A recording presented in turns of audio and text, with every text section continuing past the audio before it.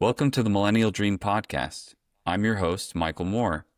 I'm speaking today with Russell Max Simon, writer, consultant, and traveler, most well known for his Substack, Post-Nomad. Great to have you on today, Russell. Thanks for having me, Michael. Yeah, so wanted to really start with where your creative efforts got started early in your life. I know in some of your writings you've mentioned when it comes to your education and that you had to pick between a few universities. But did your creative efforts begin before that time or after? I was just writing about this offline, actually. I used to write creative fiction for my parents for Christmas presents when I was like 8 years old. I mean, my roots as a writer go back, and I think they are clear. I was doing this very early. I think I actually found one of these stories where my mom and my stepdad were like international spies, and I would give them a chapter every Christmas. So anyway, I've been writing a long time. I didn't go to school for writing or anything, but my first career was as a journalist, and it kind of built from there, you could say. Okay. And so, I was reading your article that focused on maximizing for freedom throughout your life. And that was something that had been a through line. And so you picked your university based on that main element of your life. And so talk about how that led to the major decisions you made in your early professional career and for your education. Yeah, so this is the post that I've pinned to the homepage of my Substack, that because it's kind of the thesis for a lot of what I write about, which is that a lot of, I think, young people our generation, by the way, I qualify as the oldest possible millennial. So thank you for letting me on your podcast, Millennial Dream. But people kind of my age and younger, let's say, and older too, but like, the ethos is that I should be optimizing my life for freedom. And I mean, a lot of people's decisions end up using that as a lodestar, including mine when I was younger. I should make money to get freedom, right? I should maybe not get married too early, not have kids too early because freedom. I should travel because I care about freedom. So this overflows into a lot of different decisions. And yeah, the decision to go, you're talking about my decision where I went to grad school, which was ultimately St. John's College in Santa Fe, New Mexico. But the alternatives I was looking at were international relations programs / MBAs. A lot of these programs are in DC and are very well known to anyone who's ever looked at those programs. And it just seemed to me that by going to an international relations or an MBA program that I likened it to getting on a fast moving train that was going in one direction only, along with, 20, 30,000 other grads getting on the same train, heading to the same place. And, so that's the sort of decision I avoided. I didn't want to box myself in to a particular type of career path early. And instead, I went to this college that is a great books curriculum, a classical liberal arts curriculum.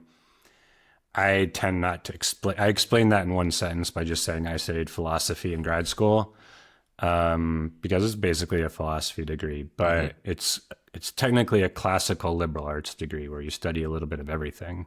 So we actually studied a bit of science, a bit of math, religion, literature, history, through the Western classics. At the end of the day, it was fantastic for my career, but it was a sort of decision I made because I was motivated by not confining myself to a particular path early in life. And so after your time in grad school, where did that lead you? And, how did you continue to maintain kind of your creative efforts, and whether that was creative writing or otherwise?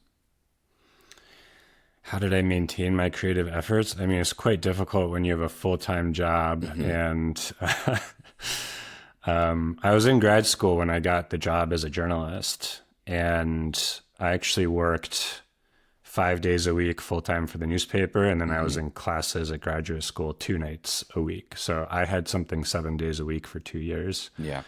And so you might say that my creative efforts, many people's they were completely funneled into my reporting career. And although being creative is not like the thing they look for, right? You need to be on time, be able to interview people, and yes, be able to craft a sentence one after the other. But it was really, I would say, when I left reporting that I started growing other parts of my creative life, because basically when I moved from New Mexico to DC, I originally tried to get another reporting job, but this was basically right at the start of the journalism industry crashing and burning. Craigslist had just come along, destroyed 10% of all newspaper revenue. I mean, online, I was literally at the newspaper when they're deciding whether they should put a paywall on the website, on the brand new website or not. And, all the newspapers were making their websites free and selling online ads for like 1 cent on the dollar that they were selling print ads for. Long story short, I couldn't find another journalism job in Washington, D.C. But I did find a marketing job, and I started doing marketing and communications, and eventually became a marketing consultant, which is what I'm still doing. But this is important because like I was not getting creative fulfillment from being a marketing consultant. And so I needed something else to do. And that's when I started writing online, just for myself, just like a normal WordPress blog originally, probably like 15 years ago. And also started screenwriting and producing and directing independent films in DC. So those are have been my main creative pursuits ever since then, is writing, some filmmaking, and those things have taken various paths now to Substack. But yeah, I just make sure I started creating space for them when I separated my work from my creative life. Yeah. If that makes sense. Absolutely. Well, let's take a dive into kind of the area of your life where you were making films. So, what did that look like? How did you fit that into your day job? And, how did you make them work? In terms of bringing the people together, whether they were volunteered or paid, and how that all worked. I think an important decision I made in my career around then was to negotiate for location independence, which it's been great watching a lot of people come into that. And then now there's a whole industry talking about that, but I've been location independent for 15 years. Even when I've been an employee, during some of that time, I just basically, when I got hired, was like, I don't think I should have to come to the office. So that definitely created a lot of space early in my life to be able to, get my work done, send the deliverables that need to be sent for paid work, and block out other time for creative work. So that was an important part of it early on. DC, it must be said, does not have much of a filmmaking community. It's more of a theater town, which is fine. And I remember the first thing I did was went on to some theater forum, like a Yahoo listserv or something like that, and looked for an opportunity to either write or direct.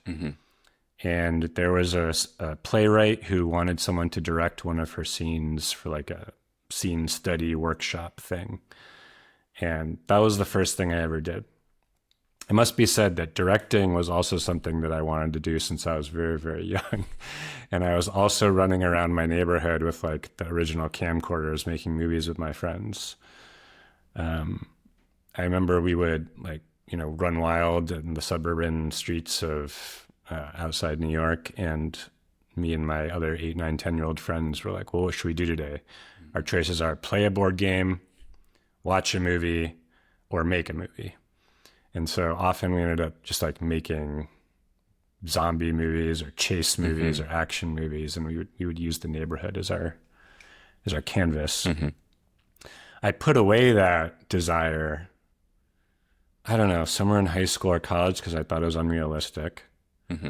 And, you know, so I studied philosophy, which wasn't that much more realistic in terms of career.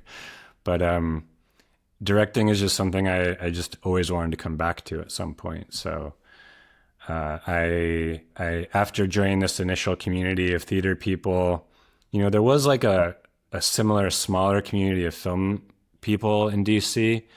And I posted on that I was a first-time director and that I was looking for a screenplay to direct. And I got all sorts of submissions, and like probably 20 or 30 people sent me screenplays. This is my dog Cooper, by the way. He wants to say hi. Hi, Cooper. But I, as it turns out, didn't like any of the submissions. Sorry to everyone who sent me submissions, but I didn't like any of them. And just decided that I would write my own.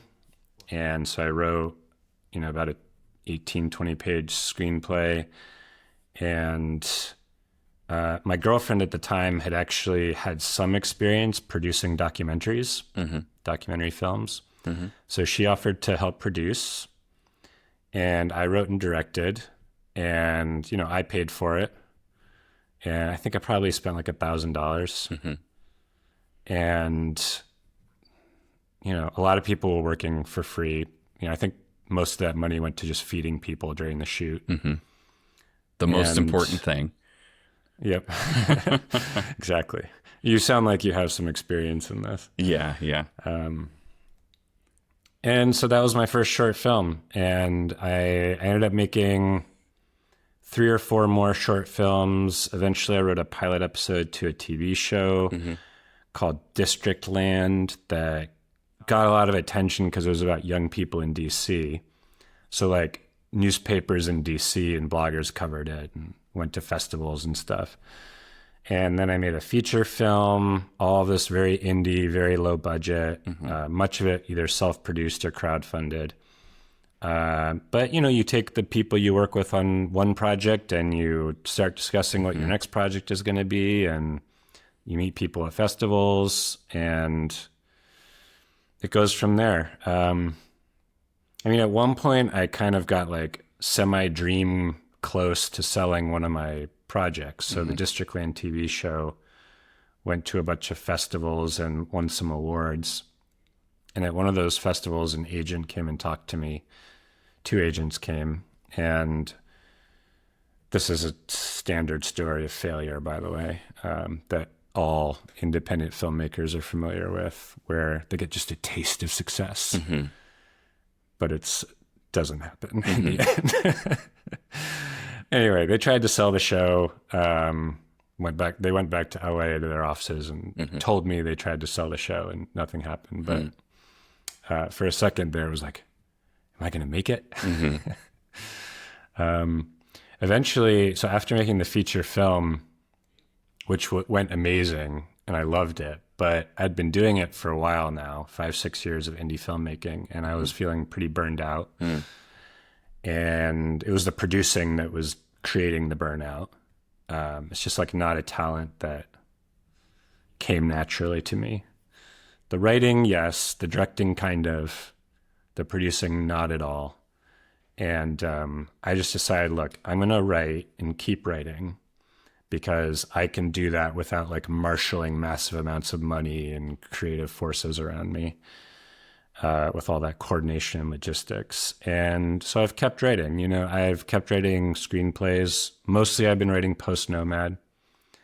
But recently, after moving to Barcelona, where I am now, I got connected with a producer who's great, and they needed a screenwriter. And I told her, that's great, because I'm not producing anything anymore and don't want to, but I would love to work with you as a screenwriter. So I'm back in it and, you know, working on a project here. Fantastic. And so, you know, let's take a few steps back of kind of So 5 to 6 years of filmmaking you're doing on the side. Then what are the next steps? You're location independent. You know, what does that look like between then and 2020?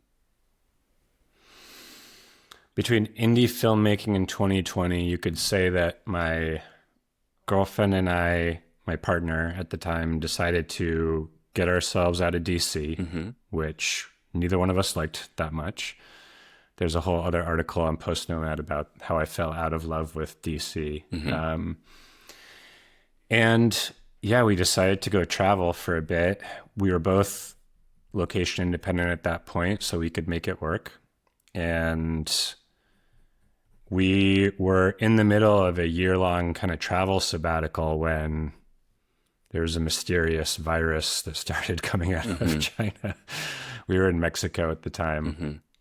And that takes us to 2020. You know, pandemic hit, we came home, and we decided not to go back to DC, but to go to a country house that I had bought as a second home in rural New Hampshire, which is a much better place if you want to outrun a pandemic than a big city. And there we stayed for the next year. Yeah. And so, you know, you go from being, you know, classic digital nomad, traveling around the world on its sabbatical, to being in one place for a year. What was that transition like for you? Yeah, that was that made a huge impact on me in a very unexpected way. And I write about this also, which is, okay, I don't have freedom anymore. I did have complete freedom before. You know, I had time and money and resources to go anywhere and do anything, basically. And here I am trapped. Oh, and by the way, I got laid off from a job that had been remote work for many years. So not only was I trapped in rural New Hampshire, I was rock climbing every day. You know, not a bad place to be. And there was a small community of friends around, other climbers. And, you know, because there's a pandemic, we decided to, you know, hang out only around each other's campfires outside. And, you know, we kept climbing because we figured out pretty quick being outdoors was still good for us. So I was climbing a lot. We were still socializing a lot. And I decided to start renovating my garage into a one-bedroom apartment. And it was literally like as I was, I think, hammering nails or something in the apartment, and I was listening to a podcast about the anywheres or the somewheres. Anywheres are people who can go anywhere and digital nomads and do anything, and that's what they prioritize. And somewheres are the others. They prioritize a place and investing in that place and being in that place and the attendant community that they build there. And I realized that I had been anywhere for most of my life, and that here I was being forced into being a somewhere, and that I was really enjoying it, deriving immense value, and feeling very productive, feeling very connected to friends, feeling very connected to family and loved ones. I was literally building something. I was doing the renovation.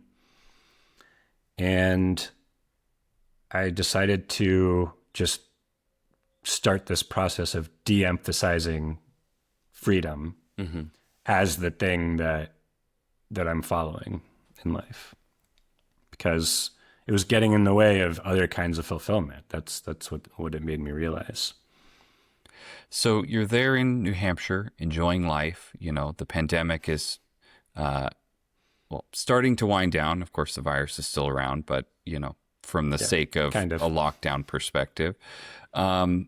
What led you to Barcelona? Eventually, a climbing friend who had been living in New Hampshire for many years actually and he was renting this apartment that I had renovated. But he's Catalan. I can't say he's Spanish. He's Catalan because he'd never forgive me if I called him Spanish. But he invited me and a bunch of other friends on a climbing trip. I think in 2021. Mm-hmm. And we were all psyched to go. I had never been to this part of Spain before. And Catalonia just has enormous areas for climbing, some of the absolute best in the world. And I really fell in love with the particular climbing town on that trip, and decided to. It's a bit of a windy road to Barcelona. Mm-hmm. It's a bit of a story about serendipity, how you kind of end up a place you weren't expecting when I started out. Mm-hmm. So here's what I was expecting. I was expecting I'm going to buy another renovation property in this climbing town, and I'm going to do another renovation, and I'm going to climb. And my son, who was 12 at the time, is going to go do a study abroad. He'd been living in DC, going back and forth between his mom and I.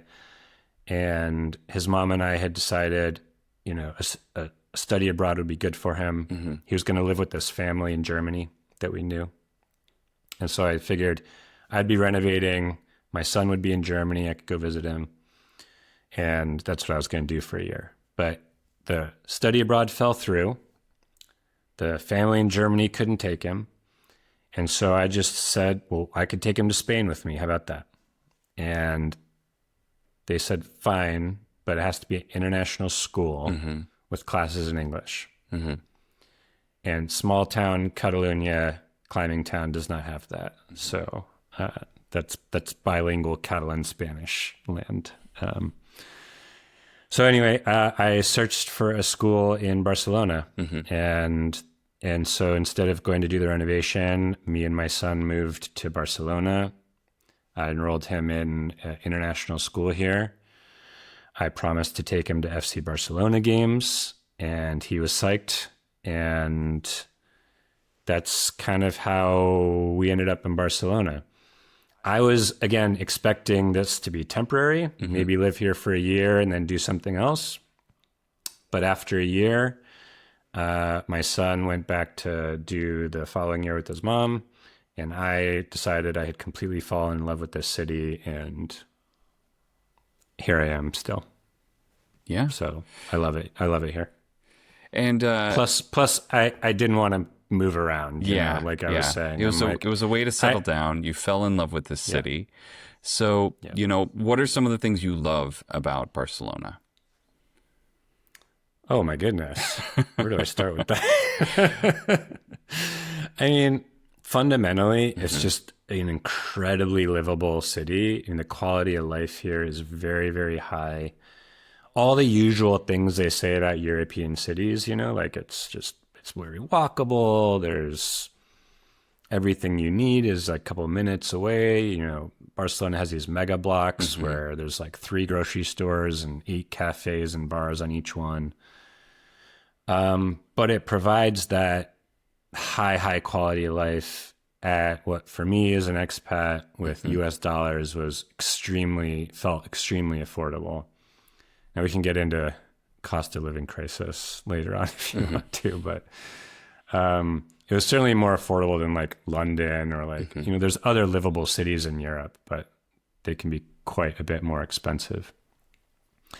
And if you combine that with, there's world-class rock climbing, like enough for 5 lifetimes within a 2-hour drive of the city.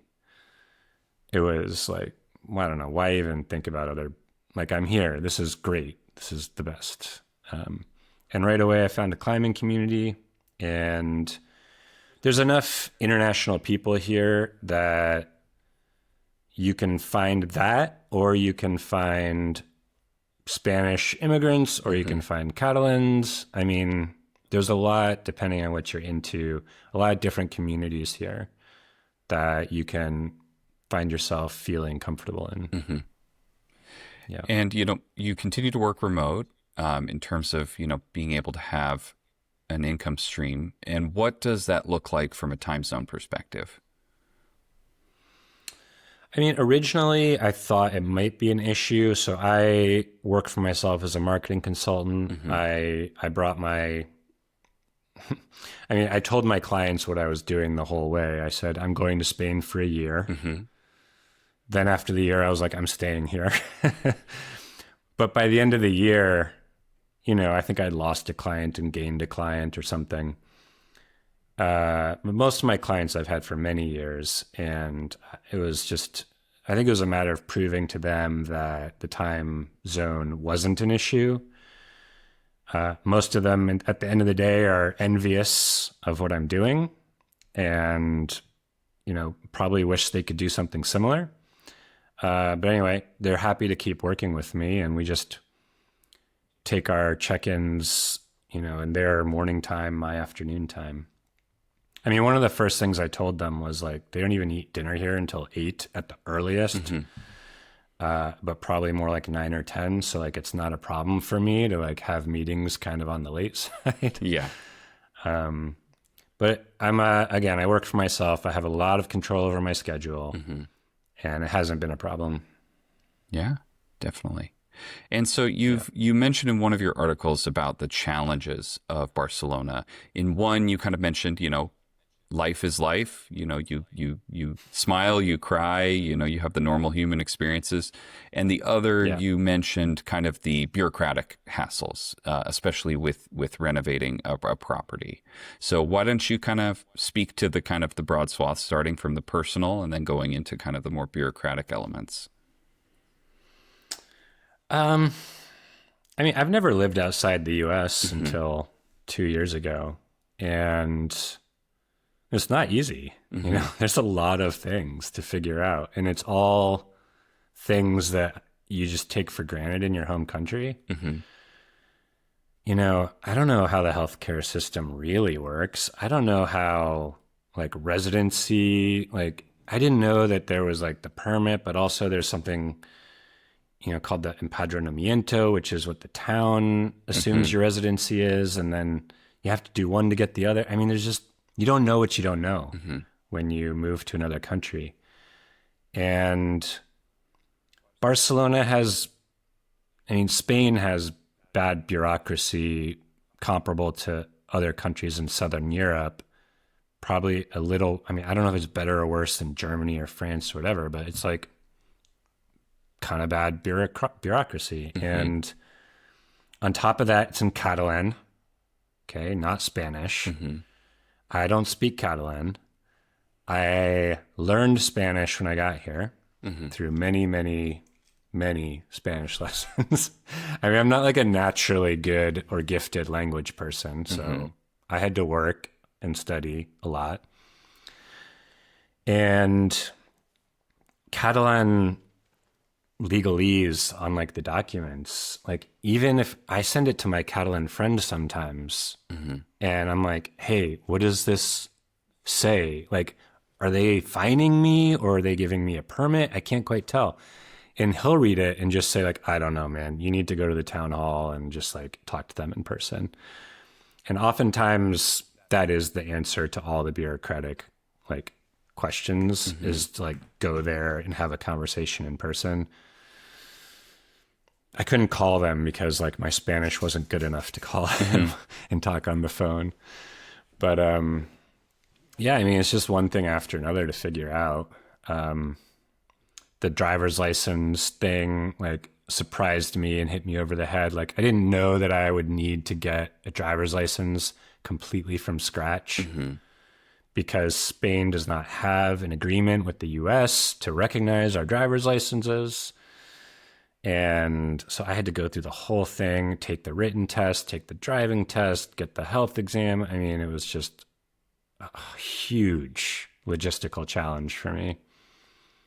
So those are like the personal ways in which, it's quite hard to move to another country where you don't speak the language. And then in terms of the renovation out in the country, I've written like dozens of articles about this, about just like, first, the architect, secondly, the builder quotes, and then the permit, and then the town sent the project back for revisions. And then the thing that really slowed down the renovation was when my neighbor complained about what I was doing because I had poked a hole in my wall. and he didn't like that one bit because it overlooked his terrace. And, I get it. He's like this older Catalan guy who has lived there his whole life. And I'm this like American climber guy, like making a lot of noise next door and punching holes in the wall. And he complained to the town, and I had to stop work. And oh my goodness, it's just if you want the full story, read it on my Substack, Post-Nomad. But it's been a lot, and people are slow. Like, I've asked for builders for quotes, and that takes forever. It takes them months just to send something back if they do. Ordering materials takes a long time. Again, and it's all in Catalan. And with the building skills that I had going in, okay, fine, but they don't build with wood here. They build with like concrete and brick. It's like different techniques. I mean, all of it are frustrations I signed up for on one level. And on the other level, again, you don't know what you don't know. So it's been like a little demoralizing at times. I mean, I'm still kind of demoralized over the renovation. Things are moving. Like, I have a builder, he's helping me. Like, I do a lot of stuff myself. The builder is supposedly replacing the roof next week, but like, I'll believe it when I see it. Is kind of how everything has to go here. So, I mean, I try to point out it's not all sunshine and roses. And a lot of writers who write about similar topics are kind of selling a dream, and about how wonderful it is. And I mean, I'm really happy with my decisions, but like, I also just want to say, like, the decisions are hard. It's frustrating. I mean, when you've studied Spanish for 8 months and like, you still can't understand like some sentence that a native speaker says to you, it's just really frustrating. And you think you should be further along than you are. And, it's a lot of things. Now, all that said, I've been living here 2 years now. And I finally feel like these things are kind of behind me. Like, finally, I've kind of got it figured out. But to anyone thinking of doing this, I would just suggest that, like, keep that 2-year timeline in your head, where it's like, there's going to be a lot of stuff to figure out. And maybe there's people better at it than me, but this is how long it's taken me. And what have been some of the challenges outside of the bureaucracy side of things, when it comes to social interactions or, getting into those different groups that you mentioned, meeting people? What does that look like, living abroad, especially in Barcelona? Yeah, I mean, that's, I think, the fundamental challenge that most people talk about and they post about, and there's Facebook forums devoted to it, and there's apps devoted to it, how to find your community, and there's mixers and language exchanges, and I'm like on Facebook groups for expats in Barcelona, and it's like a constant refrain. I'm lonely. How do I find my people? How do I connect? For me, it was always beginning, middle, and end, the climbing community. And okay, so you might say, well, never mind, I'm not a climber, so now what do I do? But what you do is you like find an activity that you love that's not a solo pursuit, like maybe biking, or famously like running clubs, or you just find something and go do it. And I know a lot of people say like any city can be a lonely place and people are busy, and that's true here. People are busy. But I don't buy the like thing that you're destined to like loneliness in a city, or that it's particularly hard even to find community. I just feel like people are trying to find community from their laptop or from an app or from their phone. That's not going to work. You need to go do an activity where there are other people doing it with you, and try to fall in love with that. I mean, find something you're passionate about, go do it. Yeah. And even if you can't find a girlfriend or a partner or, whatever, like at least you're doing something you love with most of your spare hours. I mean, and part there's of, other people. it's putting yourself out there. You're doing something that you enjoy. You're meeting people while you're doing it, and making friends or meeting significant others is kind of that's the fruit of that labor. Right. You have to kind of put yourself there and practice the art of conversation, so to speak. Yeah. Yeah. Absolutely. Yeah. And the first few conversations I had with strangers were in the climbing gym. And, some people have their headphones in, but other people don't. And you can just be like, and I was also like, I was going from Spanish class directly to the climbing gym. And so I was like, okay, I'm ready to practice my Spanish now. And memorized all the vocabulary that I could for climbing. And, poco a poco, as they say, little by little, you find your crew, you find your people. Yeah. And so, looking at some of the other elements, you had mentioned briefly that, in moving to Barcelona and in being an American with American dollars, there's some challenges to that, especially with, the things going on in Barcelona. There's, protests against expats and digital nomads. So how do you view yourself kind of in that space and the overall controversy there? I think the protests are specifically against tourists, although there's also some hesitation, animosity towards expats in general, for sure. But like the water gun protests, for example, where they're squirting people in the street, that's squirting tourists in the street. And I mean, part of what I'm preaching, a couple of things there. Part of what I'm preaching is to like stop being a tourist so much. Like, I just really don't think people should be spending less than 6 months in a place. I mean, if you are a digital nomad, some people are like every week or every few weeks moving. Some other people are moving once every 3 months or so and calling that a more long-term thing. I don't think that's long-term at all. Like a year is like, I think should be your default. And 6 months should be your minimum. And if you can do longer blocks of time, first of all, you can stop calling yourself a tourist and stop being perceived that way, and start doing things that like a local person might do instead of a digital nomad tourist might do. That's step one. But step two is, I really think you should try to become a part of a community somehow that involves people who are born in that country.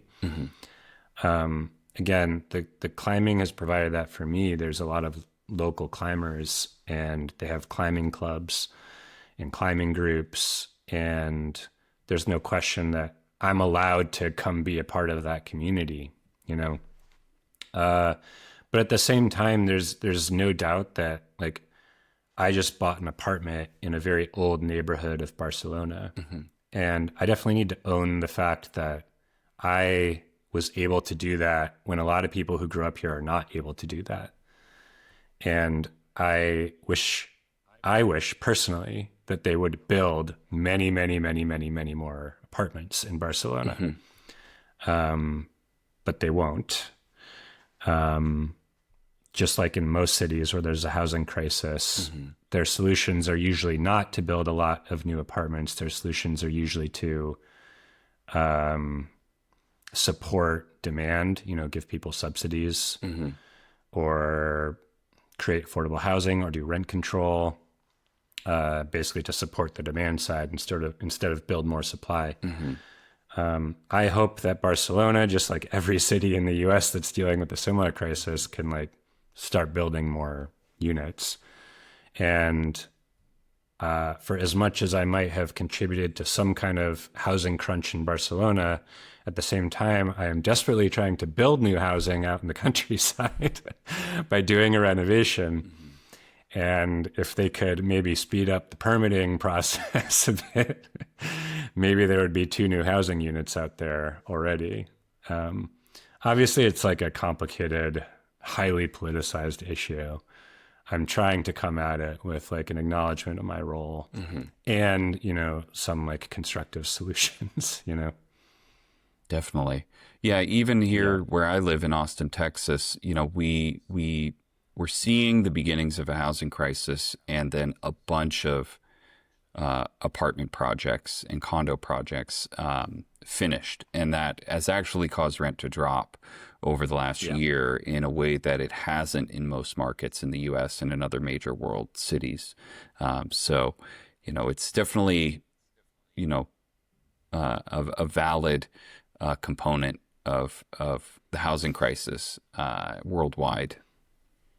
Yeah, Austin's a great example. Unfortunately, the Austins are few and far between. But yeah, it's great that people who live in Austin are like, oh, look, a bunch of new apartment buildings were built and rent has dropped. Wonderful. Yeah. But most other cities, there's just so many restrictions, and they're much more hostile to building and, the whole NIMBYism and that sort of thing. Yeah, definitely. Yeah. So in looking kind of forward, you're in Barcelona. You've been here for 2 years. You're building a house in the countryside.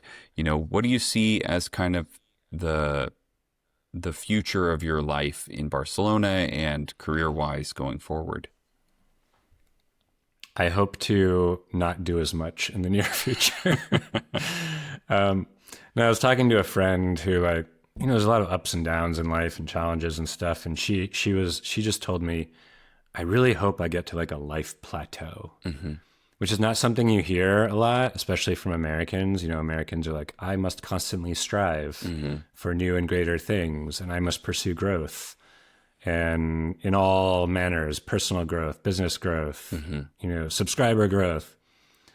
And I would like to distance myself from that mentality a little bit more than I already have.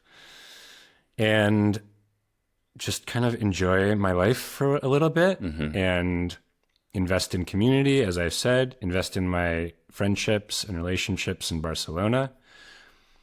I still travel, fairly often, more than your average person, but I just brought my dog to Barcelona with me, finally, as you saw earlier.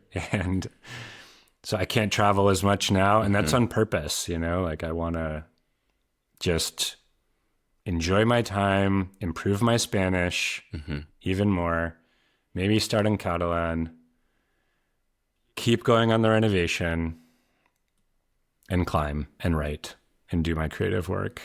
There's that's the plan. Yeah. And so, when other folks might be interested in, living in Spain, living in Barcelona, what would be some of the resources or recommendations that you would give them if they're interested in pursuing that path?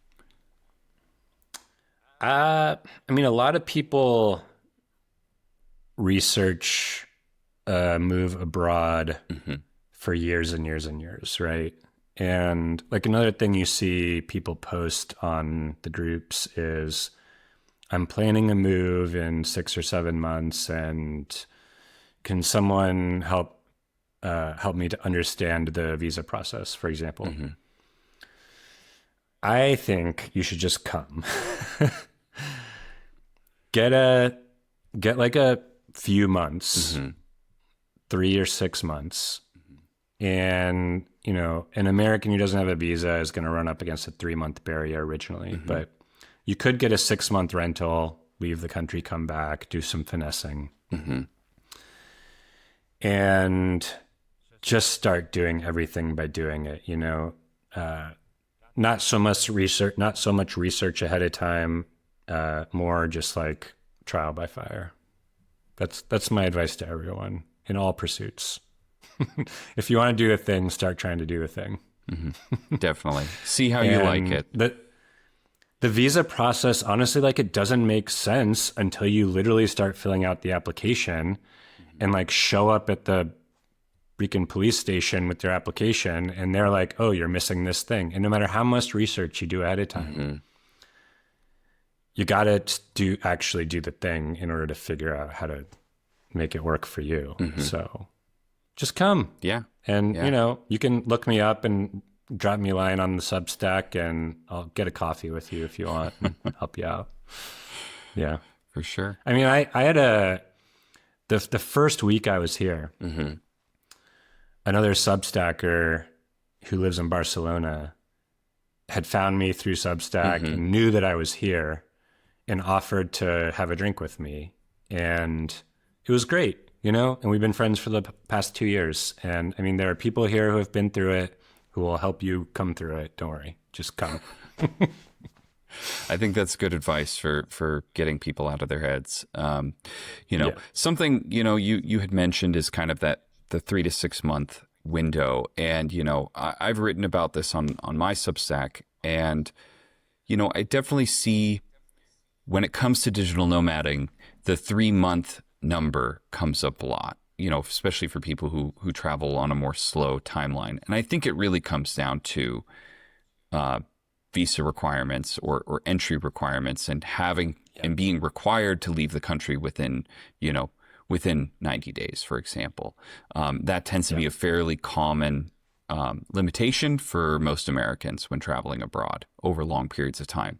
And so I think a lot of the, you know, my feeling is I think there's a lot of folks who are digital nomads and are, I guess, have that challenge in taking that next step in saying, hey, I really love this place, but I don't, you know, I don't feel comfortable with paperwork, or I don't feel comfortable with things. And part of that's a bit of privilege, because in the US we can freely move and from any state to any other state.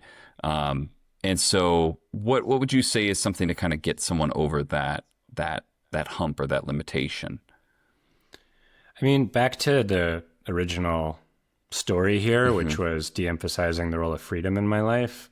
A lot of times, like, I've personally spoken to digital nomads camping out in Barcelona for a while. And they all say, I mean, a lot of them say some version of the following. Oh, I can't decide where to settle down. I'm not sure. Like, this place is good, but that other place is also good. Lisbon is nice, but maybe the country would be better. I mean, I don't know. And like, I feel like they're in some ways stuck in a bit of a freedom hamster wheel in some sense. Like, they have the whole world open to them. So why not try a new place? And well, the visa says 3 months anyway. The tourist visa says 3 months anyway. So I got to leave. So time to try the next place. Well, 3 months is not enough time to know if you want to settle in a place. It took me a year in Barcelona, and I was like, no, this is it. I left to go back to the US for a couple of months, and I was like, no. Barcelona is it. I fell in love. That's where I am.